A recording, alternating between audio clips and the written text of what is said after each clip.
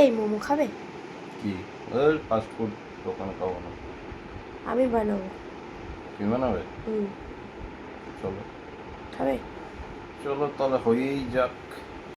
চলুন তবে, আমার হেলথ কনসিয়াস বর যখন আজ মোমো খেতে রাজি হয়েই গিয়েছে, তাহলে মোমোটা বানানো যাক। দেখলেন তো, প্রথমে পেঁয়াজ, আদা, রসুন, কাঁচা লঙ্কা, একদম ঘরোয়া যে সমস্ত জিনিসগুলো, সেগুলো দিয়েই আজকে মোমো হয়ে যাবে। এই সমস্ত কিছু কুচি কুচি করে কেটে মাংসটাকে ভালো করে পেস্ট করে আগে মেখে রাখলাম। এরপর স্যুপটা তৈরি করার পালা। এই পেঁয়াজ, রসুন, আদা, গাজর, লঙ্কা, গোলমরিচের গুঁড়ো দিয়ে স্যুপটা হয়ে যাবে। কড়াইতে 2 চামচ বাটার আর অল্প একটু তেল দিয়েছিলাম যেন বাটারটা উবে না যায়।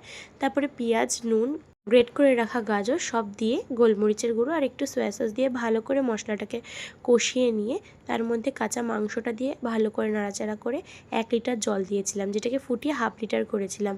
আর নামানোর কিছুক্ষণ আগে একটা ডিমও দিয়েছিলাম, বেশ কিছুক্ষণ বয়েল করেছিলাম। চাটনির জন্য টমেটো, লঙ্কা, রসুন পুড়িয়ে নিয়েছিলাম আর ধনেপাতা, লেবু, এরকম সস আর নুন দিয়ে মিক্স করলেই রেডি। বাইরের এই ঠান্ডা বৃষ্টির ওয়েদার আর ঘরের গরম মোমো একদম পারফেক্ট কম্বিনেশন।